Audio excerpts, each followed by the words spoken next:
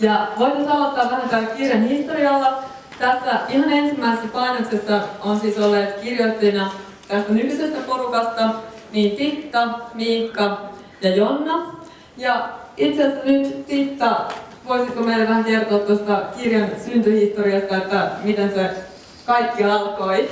Tätä käytännönläheisyyttä me aika paljon suunniteltiin kirjoittajien kesken, että tämä olisi kautta linjan samanlainen tämä kirja. Me päätettiin, että me otetaan mahdollisimman paljon mukaan taulukoita, esimerkkejä. Esimerkithän on hirveän vaikeaa kirjoittaa, etenkin kun on numerisia esimerkkejä ja muita. Ja me päätettiin, että rohkeasti vaan esimerkkejä mukaan, kuvia. Siellä on tämmöisiä laskuesimerkkejä ihan kuvina, että mitä laskulla täytyy näkyä. Ja sitten erilaisia kaavioita ja taulukoita. Rakenteesta sen verran, että päätettiin lähestyä vähän eri tavalla tätä asiaa, että otetaan ostot ja myynnit erikseen, jolloin tavallaan myyntilaskun käsittelijä tai ostolaskun käsittelijä helposti sitten löytää sen oman kohtansa kirjasta. Ja yritettiin miettiä käyttäjäystävällisyyttä, että tietenkin tarkoituksena ja aina näin kirjoittajana toivoo, että siitä olisi mahdollisimman paljon hyötyä niille kirjan käyttäjille. Tämä kirja on hyvin käytännönläheinen ja sitä ollaan nimenomaan siellä haettukin. Ja mitä te sanoisitte siihen, tai voitteko sanoa, että kenelle erityisesti tämä kirja on suunnattu? Taloushallinnon henkilöstö varmaan ensisijainen kohderyhmä on talouspäälliköt, kontrollerit, kirjanpitäjät, sitten ihan osto- ja myyntilaskujen käsittelijät.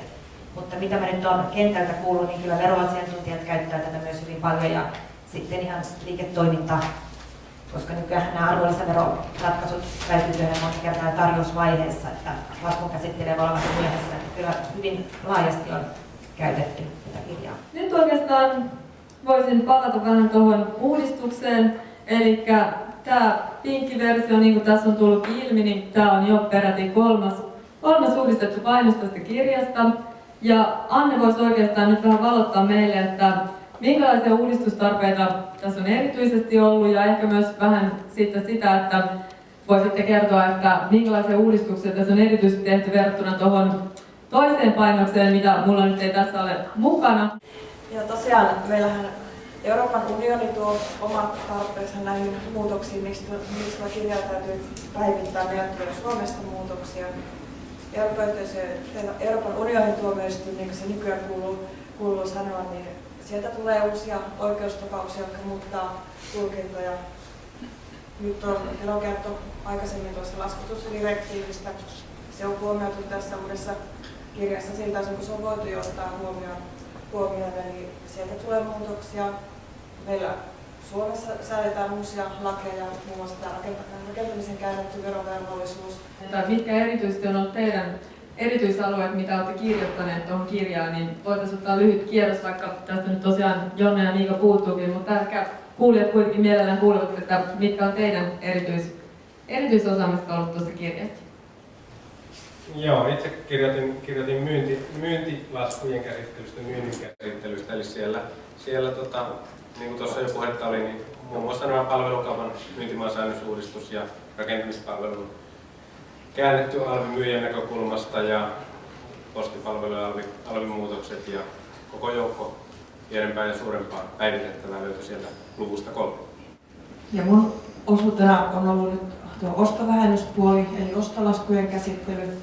Ja esimerkiksi just tämä Titan mainitsema verokantamuutokset, niin itse asiassa todella paljon ajoitti sinne muutoksia, koska siellä on paljon esimerkkejä.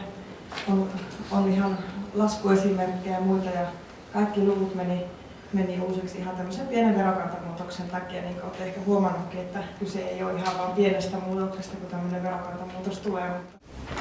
Mulla on oikeastaan alusta asti ollut tuo tavarakauppa tässä kirjassa, ja silloin alussa just otin tämmöisen lähestymistavan, että siinä on tämmöisiä karttakuvia, en tiedä helpottaako ne ymmärtämistä, mutta itse koen, että se on aina helpompaa ymmärtää, että näkee kartalta, että tavara menee vaikka Suomesta Ruotsiin ja lasku menee vaikka Suomesta Suomeen ja miten se alvikäsittely menikään siinä tilanteessa. Ja olen myös pyrkinyt ottamaan niihin esimerkkeihin aina sen alvikäsittelyn, raportoinnin ja laskumerkintävaatimukset, jotta ne kaikki olisi tavallaan koottu yhteen ja se käyttäjä saisi siitä kaiken tarvittavan tiedon heti alkuvaiheessa. Että useissa verohallinnon ohjeissa tai monissa kirjoissahan on hajallaan eri puolilla, että se on myös meidän kirjassa yritetty aina vetää yhteen kaikki tarvittavat seikat. Ja lisäksi minulla on pieniä pätkiä veronperusteista ja verokannoista. Ja tässä kirjassahan on muuten Miika jo paikalla, mutta Miika on kirjoittanut tuon palautus- ja rekisteröintivelvoitteet luvut. Ja nehän on myös, haluttiin ottaa ne tähän kirjaan mukaan, koska ne on monille yrityksille sellaisia asioita, että on hyvä tietää edes jonkun verran, kun toimitaan ulkomailla. Mikä on tämän suosion salaisuus? Varmasti paljon noista teidän vastauksista tuli jo sitä ilmi, mutta jos haluatte vielä lyhyesti ehkä nostaa jotain esiin sieltä.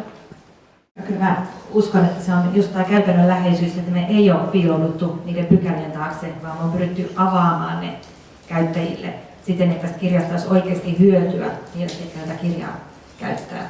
Ja varmasti me kaikki kirjoittajat toivotaan, että teille olisi hyötyä tästä kirjasta ihan siinä jokapäiväisessä työssä.